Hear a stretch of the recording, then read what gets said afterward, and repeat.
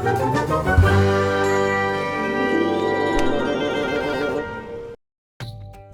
बार किसी गांव में पायल नाम की एक महिला रहा करती थी। पायल के परिवार में केवल पायल और उसके पति ही थे।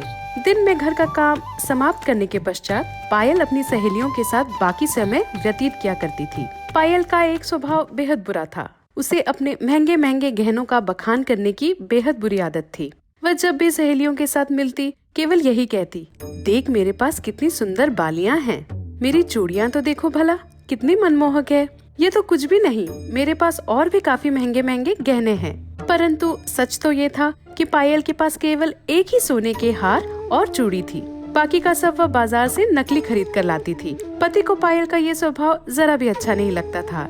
पायल का स्वभाव कुछ ऐसा हो चला था मानो उसके पास और कोई मुद्दा ही ना रहा हो बातचीत का।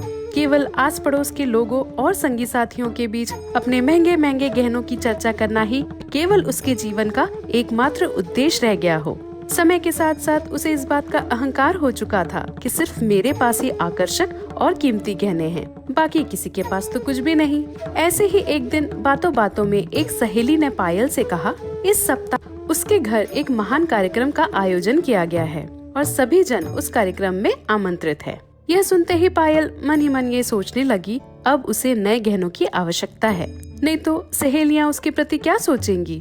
यह सोचते सोचते पायल घर पहुंची। देर रात पायल ने इस मुद्दे पर अपने पति से बात की। उसने कहा, देखिए कुछ दिनों बाद हमें एक बड़े कार्यक्रम में जाना है तथा हम आमंत्रित हैं। इसके लिए आपको मुझे एक नया जोड़ा गहनों का लेकर देना ही होगा ताकि सहेलियों के बीच मेरी इज्जत और शान दोनों बरकरार रहे। पति ने कहा, तुम्हें तो पता है हमारी आर्थिक स्थिति कैसी है। इस क्षण मैं इस काबिल नहीं जो तुम्हें नए गहने लेकर दे सकूं, और मैं तुमसे निवेदन करता हूं कि तुम अपना स्वभाव वक्त रहते बदल लो। रोज रोज सहेलियों के बीच झूठी बातें करना, अपनी चीजों का बखान करना ठीक नहीं। सामान्यतः जीवन जीने में ही भलाई है। यह सुनकर पायल क्रोधित होकर कहती है, खरीद कर नहीं दे सकते तो ना दो, पर बेकार में ज्ञान मत दो, मैं खुद ही कुछ करती हूँ।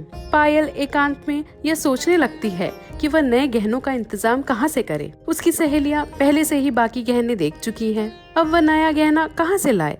उसने कुछ देर रुक कर सोचा, क्यों न सभी गहनों में से एकमात्र जो असली है वही पहनकर चली जाऊं। इससे होगा ये कि एक तो किसी को भी इतना याद नहीं होगा कि पहले मैंने इसे कब पहना था, दूसरा किसी ने छूकर देख भी लिया तो भी मेरी शान बरकरार रहेगी। अब उसने अपना मन बना लिया था कि वह एकमात्र असली गहनों के जोड़ों को पहनकर कार्यक्रम में शामिल होगी। वैसा ही होता है। कार्यक्रम का दिन नजदीक आता है और उस दिन वह सज संवर कर सहेली के घर की ओर चल देती है। रास्ते में उसकी मुलाकात एक गरीब लड़की से होती है। वह दौड़कर पायल के करीब आती है और कहती है, मैडम मैडम गजरे ले लो गजरे, मैं गजरा बेचती हूँ। आप ऐसे ही बहुत सुंदर लग रही हैं, एक गजरा ले लो ना, आपकी सुंदरता में 4 चांद लगा देगा ये गजरा। ले लीजिए ना मैडम, आप हमसे गजरा लेंगी तो मेरे परिवार का गुजर बसर हो सकेगा। पायल कहती है, मैंने पहले से ही इतने मोहक गहने पहन रखे हैं, मुझे इस गजरे की क्या आवश्यकता। वह लड़की फिर निवेदन करती है, मैडम मैडम ले लीजिए ना।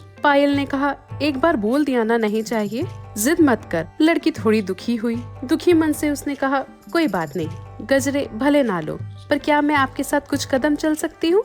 बातों बातों में मेरा रास्ता भी कट जाएगा। रास्ते में चलते चलते दोनों अपनी अपनी बातें बताने लगे। लड़की ने बताया कैसे वह दिन रात फूल और गजरे बेचकर अपने परिवार का भरण पोषण करती है, और पायल ने तो अपने गहनों का बखान उस लड़की के पास भी किया। कुछ दूर पहुंचकर चलते चलते अचानक लड़की के पैर के नीचे एक कागज आया। देखकर ऐसा प्रतीत हो रहा था मानो कागज के बीच किसी ने कुछ रखकर उसको मरोड़ कर फेंका हो। लड़की ने कागज को उठाया और खोलकर देखा तो वह सोने का एक टुकड़ा था और कागज में कुछ लिखा था। लड़की ने सोचा, उसे तो पढ़ना आता नहीं, क्यों ना मैडम से कहूँ कि वो पढ़ के सुना दे। लड़की के हाथ में अभी वो सोने का टुकड़ा था और पायल ने चिट्ठी पढ़ना शुरू कर दिया था। उस पर लिखा था, सुरेश बाबू, माफी मांगता हूँ कि मैं आपकी बेटी की शादी में ना आ सका, परंतु अपने छोटे बेटे के हाथ भेंट स्वरूप कुछ तोले सोने का टुकड़ा भेज रहा हूँ। आशा करता हूँ कि आप इससे एक अच्छा आभूषण बनाकर बेटी को भेंट स्वरूप मेरी तरफ से देंगे। मैं शादी में शामिल ना हो सका,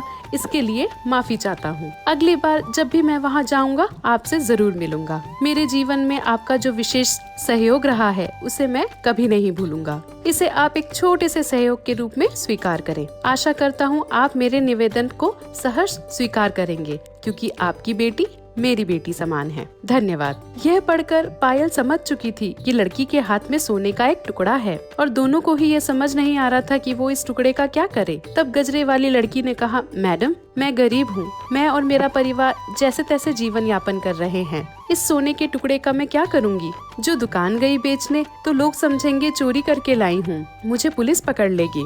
पढ़ाई लिखाई नहीं जानती, ठगी जा सकती हूँ। बेहतर यही होगा कि आप इसे रख लें और बेचकर जो मूल्य आपको मिले इससे उससे कुछ हिस्सा मुझे दे दे। पायल मन ही मन खुश हो रही थी। उसे लगा ये तो बहुत अच्छा प्रस्ताव है, पर मेरे पास फिलहाल इतना पैसा नहीं जो मैं इसे दे सकूं। एक काम करती हूँ, ये गहने जो फिलहाल मैंने पहन रखे हैं इसे दे देती हूँ, और सोने के टुकड़ों को लेकर तो यकीनन मैं ऐसे कई जोड़े बनवा सकती हूँ। पायल ने लड़की से यही कहा, तुम्हें देने के लिए मेरे पास फिलहाल पैसे नहीं, पर तुम ये एक जोड़ी गहना रख सकती हो, ये भी काफी मूल्यवान है। मैं इस सोने के टुकड़े को बेचकर और बनवा लूंगी। बेचारी लड़की मान गई और पायल के एक जोड़े गहने लेकर घर की ओर चली गई। पायल को चलते चलते ख्याल आया, कार्यक्रम में ना जाकर क्यों ना मैं किसी दुकान चली जाऊं और बहुत सारे गहने बनवाने दे दूं। मन बनाकर वह दुकान पहुंचती है और मन ही मन सोचने लगती है कि उसने जीवन में कितनी बड़ी चीज हासिल कर ली। उसने दुकान पहुंचकर अपनी बात दुकानदार के सामने रखी। दुकानदार ने जांच परख कर पायल को बताया